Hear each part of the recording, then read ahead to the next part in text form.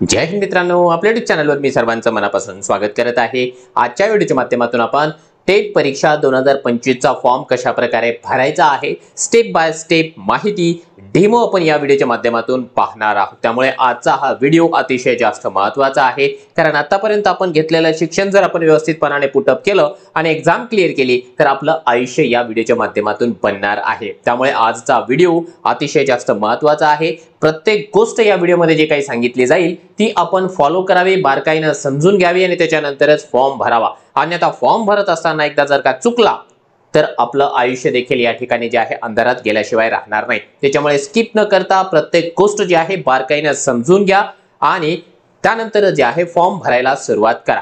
परंतु तत्पूर्वी आपण जर चॅनलवर नवीन असाल तर आमचे चॅनल सबस्क्राइब करा, साइडचे जे बेल आयकॉन आहे त्याला देखील प्रेस करा, जेणेकरून शिक्षक भरतीच्या संदर्भामधल्या कोणत्याही माहितीची अपडेट आपल्याकडून मिस होणार नाही। आणि मित्रांनो, फॉर्म जरी आपण भरत असाल तरी देखील आपल्याला परीक्षेची तयारी देखील करायची आहे आणि तुमच्या परीक्षेच्या तयारीला जोड म्हणून जे आहे आम्ही तुमच्यासाठी घेऊन आलेलो आहोत fast track batch mission TET 2025, ज्यामध्ये तुम्हाला येत्या अभियोग्यता आणि बुद्धिमत्ता चाचणीसाठी महाराष्ट्रामधली IBPS पॅटर्न नुसार शिकवली जात असलेली सर्वोत्तम अशा प्रकारची बॅच उपलब्ध आहे। या बॅच मध्ये तुम्हाला टेटच्या सर्व घटकांची तयारी करून घेतली जात आहे। IBPS एक्सपर्ट फॅकल्टी आहे, डेली लाईव्ह लेक्चर्स मिळतील, अनलिमिटेड व्ह्यूज आहेत, PDF नोट्स आहे, डाऊट क्लिअरिंगचं सेशन आहे।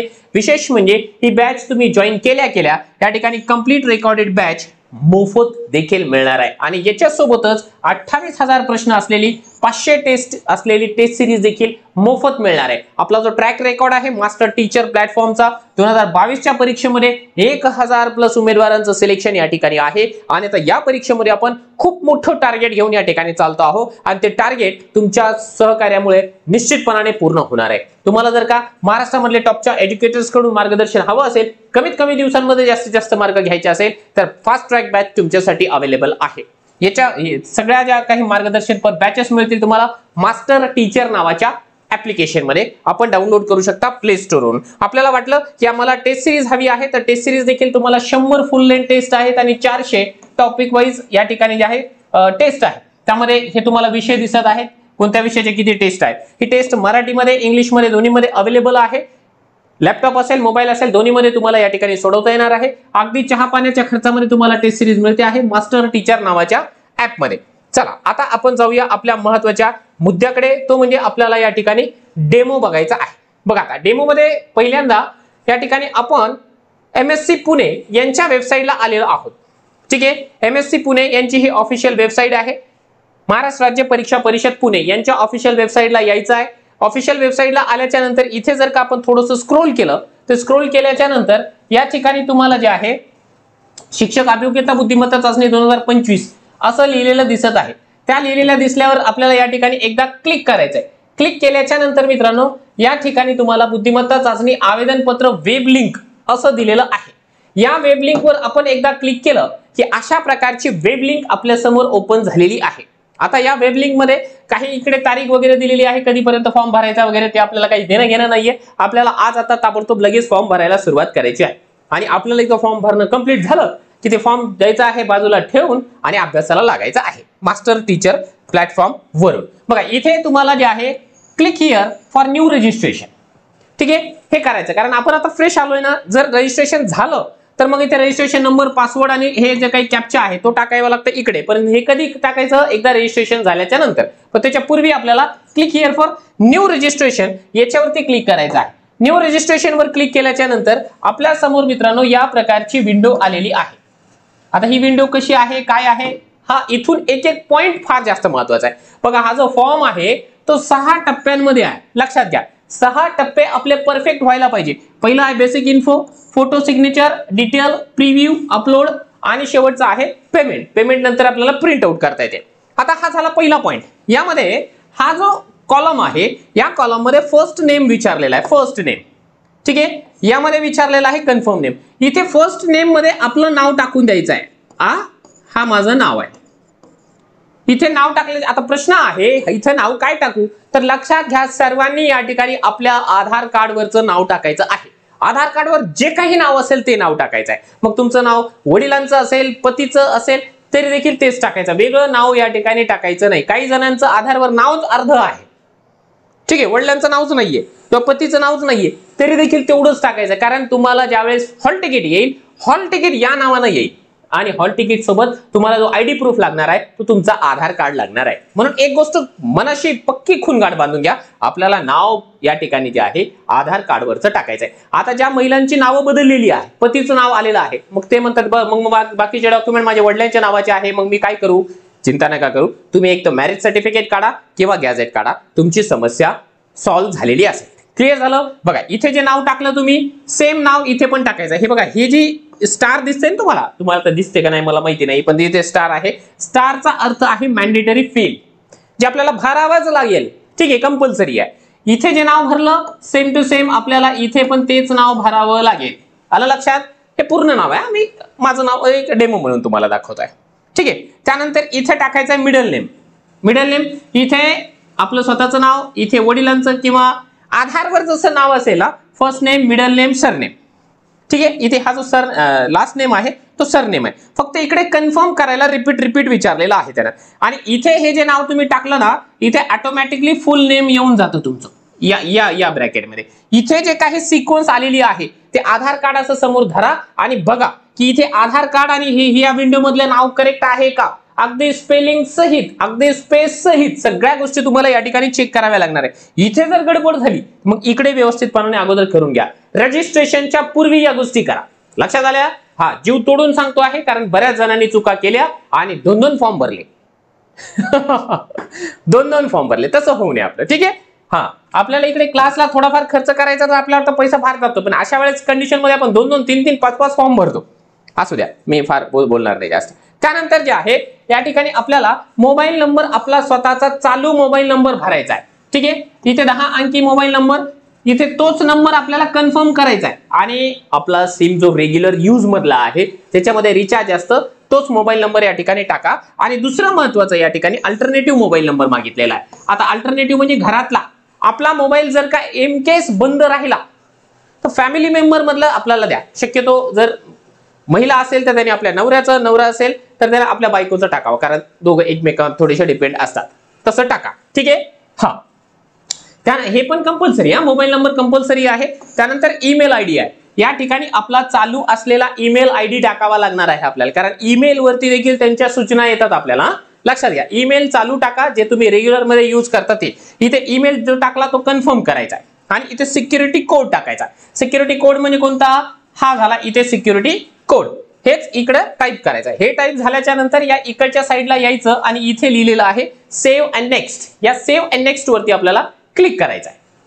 सेव्ह अँड नेक्स्ट वरती क्लिक केल्याच्या नंतर अशा प्रकारे आपल्या समोर जे आहे सेकंड पेज ओपन होणार आहे. बघा या ठिकाणी जे आहे ही बेसिक इन्फॉर्मेशन आपण भरली. आता फोटो आणि सिग्नेचरचं पेज आपल्या समोर ओपन झालेलं आहे. आता सिग्नेचरचं पेज ओपन झाल्याच्या नंतर या ठिकाणी आपल्याला 2 गोष्टी करायच्या आहेत. लक्षात घ्या, इथे आपला जो आहे फोटो मोबाईल मधून अपलोड करायचा आणि इथे लाईव्ह आपलं जे पिक्चर आहे ते कॅप्चर करायचं आहे. लाईव्ह पिक्चर आपल्याला कॅप्चर करायचं आहे. त्यासाठी जे आहे तुम्हाला वेबकॅम वगैरे लागणार आहे. जर तसं नाही होत असेल तर इथे तुम्ही मोबाईल वरून देखील स्कॅन या ठिकाणी आपला स्वतःचा फोटो करू शकता. लक्षात घ्या, स्वतःचा फोटो हा रंगीत असला पाहिजे, आताच्या लेटेस्ट काळामधला असला पाहिजे, समोर पाहतानाच असला पाहिजे. असा स्टायलिश फोटो असा तसा देऊ नका. ठीक आहे, म्हणजे इथे काय आपलं या ठिकाणी फोटो सेशन होत नाहीये. आपल्याला जसं पासपोर्ट साईज फोटो हवा असता त्या पद्धतीने द्या. आपले डोळे समोर दिसले पाहिजे, कान समोर दिसले पाहिजे. ज्या महिला हिजाब करतात त्यांचा प्रश्न वेगळा आहे, त्यांना हिजाब या ठिकाणी चालतो, परंतु बाकीचे जे लोक आहेत त्यांची कान, नाक, डोळ्यांचा रेटिना आपला व्यवस्थित या ठिकाणी असं फ्रंटला दिसणं आवश्यक आहे. अशा प्रकारचा फोटो या ठिकाणी अपलोड करायचा.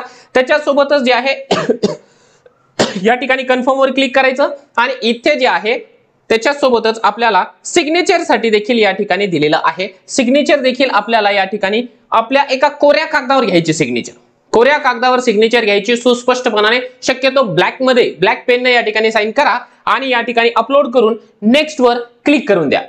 फोटो अपलोड केल्याच्या नंतर अशा प्रकारे आपल्या समोर जे आहे तिसरी विंडो आलेली आहे डिटेल्स वाली. आता डिटेल्स भरत असताना आपल्याला सगळ्यात जास्त काळजी या ठिकाणी घ्यावी लागणार आहे. बघा, आपल्याला पहिला प्रश्न या ठिकाणी विचारलेला आहे आपली कॅटेगरी आपल्याला फार विचारपूर्वक टाकायची आहे. आपल्याकडे जे सर्टिफिकेट आहे आजच्या तारखेला व्हॅलिड आहे तेच सर्टिफिकेट आपल्याला या ठिकाणी टाकायचं आहे. बघा, SC ST VJ NTB NTC NTD SBC जे काही असेल आपली कॅटेगरी त्याच्या समोर जे काही सर्कल दिलेलं आहे त्या सर्कलवर आपल्याला या ठिकाणी क्लिक करून द्यायचं आहे.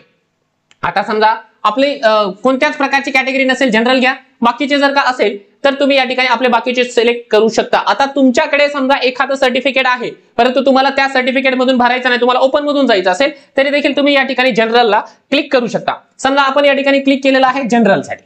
ठीक आहे, ओके, हे जनरल झालेलं आहे. जनरलच्या नंतर तुम्हाला या ठिकाणी विचारलेलं आहे दुसरं, are you a person with benchmark disability, म्हणजे दिव्यांग आहात का?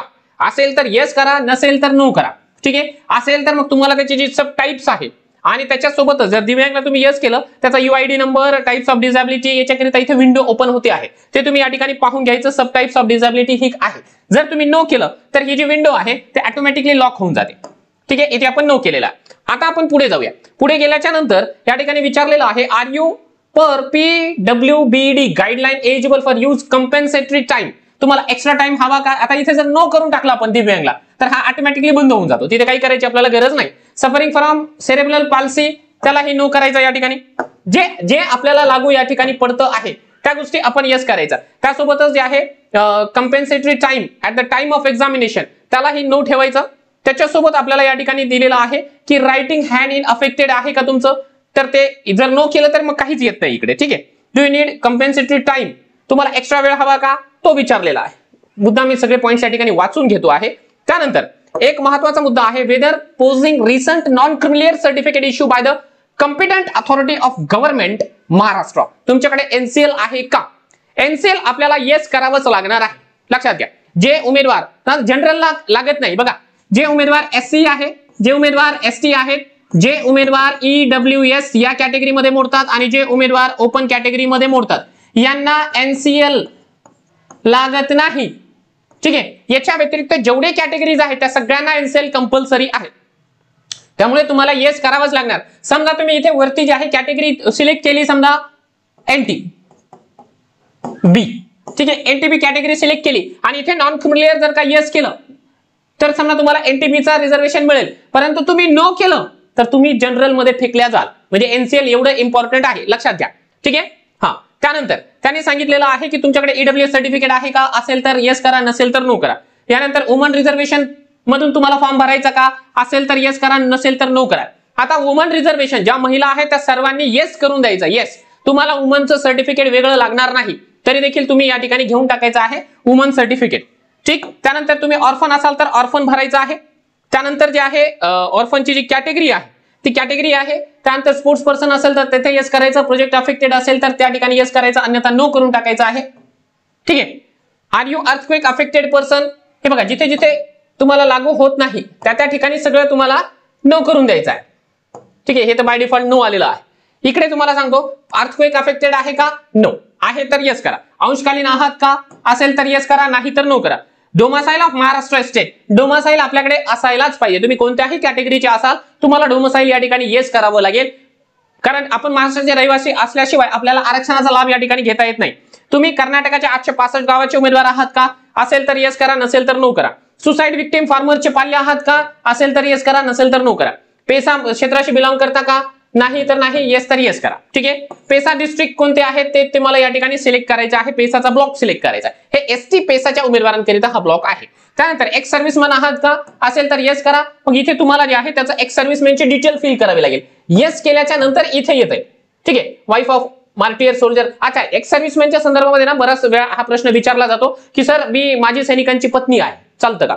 नाही चालत. शिक्षक भरतीमध्ये माजी सैनिक हा स्वतः उमेदवार लागतो. जर एखादा सैनिक भारताच्या सीमेवर शहीद झाला असेल तर त्या शहीद जवानाची पत्नी या ठिकाणी चालू शकते किंवा त्याचा मुलगा चालू शकतो, परंतु जर तो जवान जिवंत असेल, हयात असेल तर तो स्वतःच उमेदवार असावा लागतो. ठीक आहे, आपल्या इकडे नाहीये म्हणून आपण नाही केलेला आहे. हँडिकॅप सोल्जर आहात का? असेल तर यस करा, नाही तर न करा. Are you ward of freedom fighter, freedom फायटरशी रिलेटेड आहात का तुम्ही? असेल तर मग ती जी डिटेल आहे ती टाकून द्या. Are you an employee of election कमिशनचे? असेल तर यस करा, नसेल तर नो करा. जे जे आपल्याला लागू होतं त्या गोष्टी आपल्याला नो करायच्या किंवा हो करायच्या. आता इथे आधार कार्डचा नंबर टाकायचा आपल्याला, 10 अंकाचा जो नंबर आहे तो टाकून द्या. त्यानंतर तुमची नॅशनॅलिटी इंडियन तर असायलाच पाहिजे, इंडियन लोकांनाच आपल्याकडे फॉर्म भरता येतो, इतरांना नाही. मीडियम ऑफ टेट एक्झाम, हा मुद्दा महत्वाचा आहे. मीडियम ऑफ टेट एक्झाम बघा, आपल्याला 2 माध्यमातून परीक्षा देता येते, एक तर मराठी इंग्लिश, उर्दू इंग्लिश. तुम्ही कोणत्याही माध्यमातून परीक्षा देऊ शकता. तुम्ही स्वतः कोणत्याही माध्यमाचे उमेदवार असू द्या, परीक्षा देण्याचा अधिकार तुम्हाला कोणत्याही माध्यमामध्ये आहे. ठीक आहे, त्यामुळे तुम्ही ज्या याच्यामध्ये कम्फर्टेबल असाल त्या याच्यामध्ये तुम्हाला फॉर्म भरता येणार आहे. आता मी या ठिकाणी जे आहे उर्दू मधून देणार, उर्दू घेतलेला आहे. ठीक आहे. त्यानंतर एक्झामिनेशन सेंटर. आता इथे आपल्याला 3 एक्झामिनेशन सेंटर निवडायचे आहे. हे बघा, पहिल्यांदा आपल्याला आपला स्वतःचा जिल्हा निवडा. ठीक आहे, आपला स्वतःचा जिल्हा निवडा या ठिकाणी. हे बघा, मी परभणी निवडला. 2 नंबरला मला काय परवडतं, तर मला परवडेल या ठिकाणी जालना.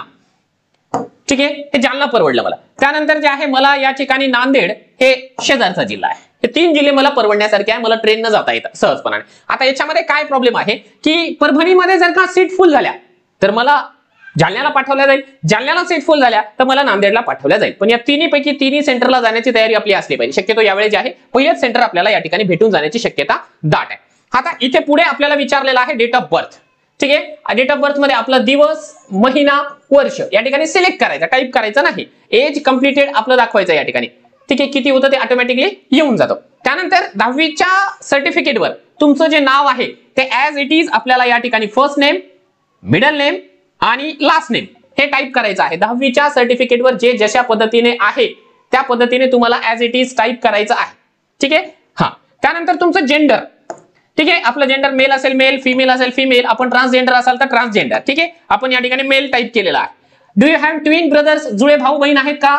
असेल तर येस करा, मग त्याची डिटेल भरावी लागेल. नसेल तर मग नो करून द्या, ही विंडो बंद होऊन जाईल. जेंडर ऑफ द ट्विन हे बंद झालेलं आहे. ठीक आहे, कारण आपण नो केलं. आपला marital status, unmarried, married, widow, widower, divorce, judicially separated. आता यामध्ये तुमचं जे काही स्टेटस आहे ते स्टेटस तुम्हाला या ठिकाणी टाकायचं आहे. तुम्ही जर का मॅरिड असाल तर मॅरिड टाका, तुम्ही विधवा असाल किंवा विधूर असाल, तुमचा डायव्हर्स झाला असेल किंवा तुम्ही जे आहे सध्या फायटिंग करत असाल एकमेकांशी, जे चाललंय ते तुम्ही या ठिकाणी भरू शकता. याचा आणि आपल्या सिलेक्शनचा काही संबंध नाही. तुम्हाला लेकरं किती आहेत, चिल्ड्रन्स किती आहेत ते टाकून द्या. ठीक आहे, हा, हे आपण टाकलेलं आहे. 2 पेक्षा जास्त नसावे. ठीक आहे, 2006 नंतर किती लेकरं झाले, आता लग्नच नंतर झालं तर लेकरही नंतर होती. ठीक आहे, हे झालं आपण 2 टाक. फादर्स नेम, इथे आपल्या वडिलांचं नाव टाकायचं, इथे आईचं नाव टाकायचं, इथे स्पाउस नेम आहे. स्पाउस नेम म्हणजे आपण जर का पुरुष असाल तर आपल्या बायकोचं नाव टाका, आपण जर स्त्री असाल तर या ठिकाणी जे आहे आपल्या पतीचं नाव टाका. ठीक आहे. हा, ऍड्रेस आपल्याला या ठिकाणी टाकून घ्यायचा. इथे इथे इथे 3 लाईन मध्ये आपल्याला ऍड्रेस टाकण्याची मुभा आहे. त्यानंतर आपला डिस्ट्रिक्ट, आपलं स्टेट. हा, इथे स्टेट आपल्याला ज्या स्टेटचा रहिवासी आपल्याकडे आहे तेच या ठिकाणी निवडायचं. याचा अर्थ महाराष्ट्राच्या बाहेरच्या उमेदवारांनाही फॉर्म भरता येतो. इथे आपण महाराष्ट्र निवडलं, इथे आपण पिनकोड निवडला आणि यानंतर जर तुमचा हाच ऍड्रेस सेम असेल तर सेम ऍज इट इज असं या ठिकाणी जे आहे करून द्यायचं आहे. ठीक आहे, आणि इथे आपल्याला हा हे संपूर्ण भरल्यानंतर इथे अमाऊंट दाखवत आहे फीस साठी आणि व्हॅलिडेट युअर डिटेल याच्यावरती आपल्याला क्लिक करायचं आहे. हे सगळं मॅटर भरल्याच्या नंतर व्हॅलिडेट अँड सेव्ह नेक्स्ट केल्याच्या नंतर मित्रांनो एक गोष्ट या ठिकाणी लक्षात घ्यायची आहे. ही विंडो आपल्याला समोर आलेली आहे. ही विंडो भरत असताना आपल्याला फार जास्त काळजीपूर्वक भरावं लागणार आहे. यामध्ये एक गोष्ट लक्षात घ्या, आपलं जे काही एज्युकेशनल क्वालिफिकेशन आहे 1/4/25च्या अकॉर्डिंग आपल्याला भरायचं आहे. आता यामध्ये पहिलं आहे एसएससी चं इन्फॉर्मेशन. एसएससीचं इन्फॉर्मेशन भरत असताना किंवा कोणती इन्फॉर्मेशन भरत असताना एक गोष्ट लक्षात घ्या, आपल्याला आपले सगळे ओरिजिनल डॉक्युमेंट समोर ठेवायचे. शक्यतो फॉर्म स्वतः भरायचा. कॅफेवाला भरत असेल तरी देखील त्याच्यावर डोळे झाकून विश्वास ठेवायचा नाही. स्वतः प्रत्येक गोष्ट जी आहे डोळ्यात तेल घालून बघायची, तो बरोबर टाकतो का चुकीचं टाकतोय. ठीक आहे. हा, चला आता या ठिकाणी जे आहे 10वीचं आहे, 10वीचं मीडियम या ठिकाणी आपण सिलेक्ट करून घ्यायचं आहे. जे काही एसएससी आहे, एसएससीचं माध्यम उर्दू. ठीक आहे, बोर्ड तुमचं कोणतं आहे ते तुमचं या ठिकाणी बोर्ड आपल्याला या ठिकाणी निवडायचं आहे. बोर्ड निवडल्याच्या नंतर ठीक आहे, एक उदाहरण म्हणून तुम्हाला दाखवलं मी. इथे डिग्री किंवा स्ट्रीम एसएससी लावायची, सब्जेक्ट इथे लागत नाहीये, डेट ऑफ पासिंग या ठिकाणी टाकायची, पर्सेंटेज टाकायची, पासिंगचा क्लास या ठिकाणी टाकून द्यायचा आहे. त्यानंतर 12वी आहे किंवा 12वीला इक्विव्हॅलेंट दुसरं काही असेल तर मीडियम त्याचं बोर्ड, त्याची डिग्री, त्याचे सब्जेक्ट्स, त्यानंतर date of passing, percentage, passing class. हे असं तुम्हाला जे आहे graduation, post graduation, professional diploma, professional graduate, professional post graduate, MPhil, PhD, other आणखी पाहिजे. म्हणजे तुमचं जे काही एज्युकेशन झालेलं आहे ते सगळं एज्युकेशन तुम्हाला या ठिकाणी टाकता येतं. आता राहते आहे दुसरी गोष्ट की काही लोकांचं जे ग्रॅज्युएशन आहे, ग्रॅज्युएशन 3 विषयांमध्ये आहे. आणि एकदा इथे समजा मीडियम निवडलं, इथे त्यांची युनिव्हर्सिटी निवडली तर इथे त्यांना जे आहे सब्जेक्ट एकच सिलेक्ट करता येतं. काही प्रॉब्लेम नाहीये, एक सब्जेक्ट तुम्ही या ठिकाणी सिलेक्ट करून घ्या. सध्या जेव्हा पवित्र पोर्टलला रजिस्ट्रेशन करूया त्यावेळेस आपल्याला जे 2 सब्जेक्ट आहेत किंवा 3 सब्जेक्ट आहेत ते तिन्ही सब्जेक्ट तुम्हाला त्या ठिकाणी पुटअप करता येतील. ठीक आहे, जी पासिंग डेट आहे ती महत्वाची आहे. जर तुम्ही 1/4/25च्या नंतरचं टाकलं तर ते घेत नाही.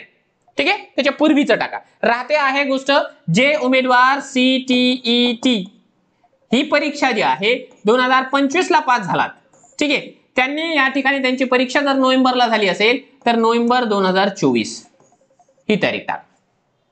Clear, all clear. चला, हे झालं. हे क्वालिफिकेशन मी भरून दाखवत नाहीये, परंतु जनरल आहे. ठीक आहे, जनरली भरल्याच्या नंतर आता इथे आपल्याला जे आहे whether appear for Maha TET, yes. Maha टीईटीची परीक्षा दिली असेल तर यस करा, नाही दिली नो करा. ठीक आहे, आपण दिलेली आहे. ठीक आहे, whether appear for first paper, yes. मग कधी हे वर्ष निवडा. मी 13 ला पास आहे. ठीक आहे, इथे सीट नंबर टाका. त्याचा पर्सेंटेज ऑफ मार्क्स, तुम्हाला किती टक्के मार्क्स मिळालेले आहे तर ते टक्केवारी टाकायची आहे. तुम्हाला 55% मिळाले, तुम्हाला 60% मिळाले, तुम्हाला 70% टाकायचे. मार्क नाही टाकायचे. मार्क टाकलं तर चुकतो, लक्षात घ्या. ठीक आहे, तुम्हाला या ठिकाणी समजा 92 मार्क मिळाले. तुम्ही जर इथे पर्सेंटेज मध्ये 92 टाकलं, कुठे गेलं 92 टाकलं तर ते पर्सेंटेज व्हायला ना, मार्क टाकायचे ना तिथे. हा, मग कसं आहे, आपण शिक्षक आपण छोट्या मोठ्या चुका नाही करायच्या. ठीक आहे, हा. पुढे आता हे झालं टीईटीचं, कधी कधी पास झाले ते सांगायचं. वेदर क्वालिफाईड महा टीईटी फर्स्ट पेपर, आता एवढे तर पर्सेंटेज मिळाले, क्वालिफाय आहे का, असेल तर यस करा, नसेल तर नो करा.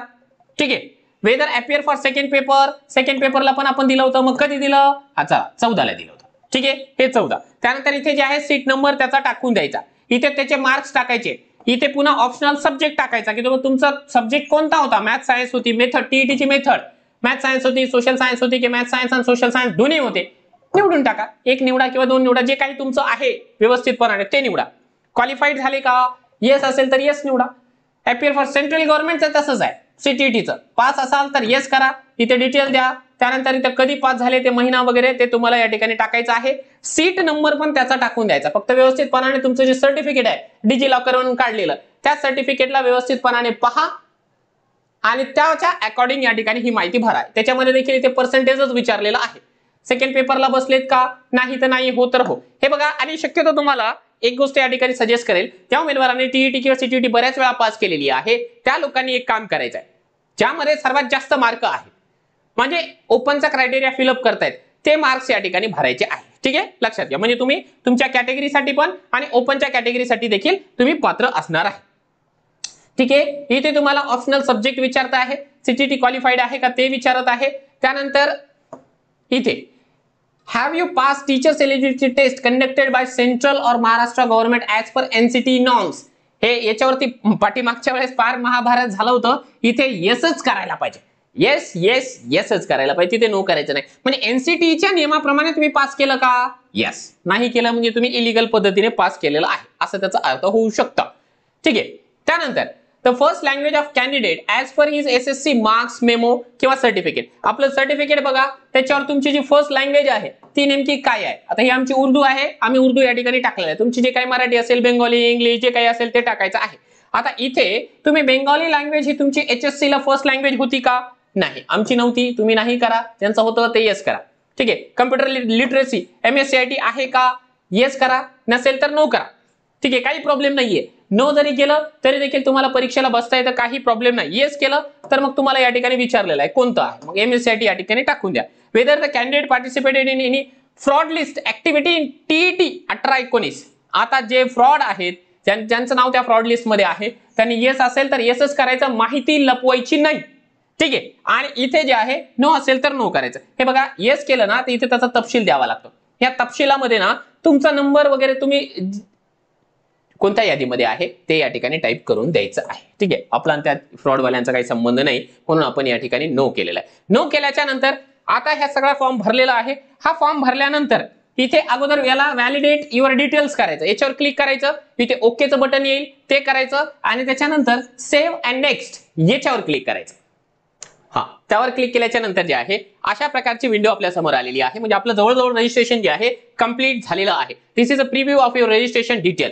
आता या ठिकाणी आपल्याला हे प्रिव्ह्यू करून घ्यायचं आहे. ठीक आहे, की आपण जे माहिती या ठिकाणी भरलेली आहे ती व्यवस्थित आहे का हे समोर दाखवतो आहे. ही संपूर्ण माहिती व्हेरीफाय करायची आहे, डोळ्यात तेल घालून सगळ्या गोष्टी करून घ्यायच्या आहे. लक्षात घ्या, सगळं काही आपल्याला डिटेल्स माहिती मिळाल्याच्या नंतर आपण या ठिकाणी जे आहे सर्वात खाली जायचं.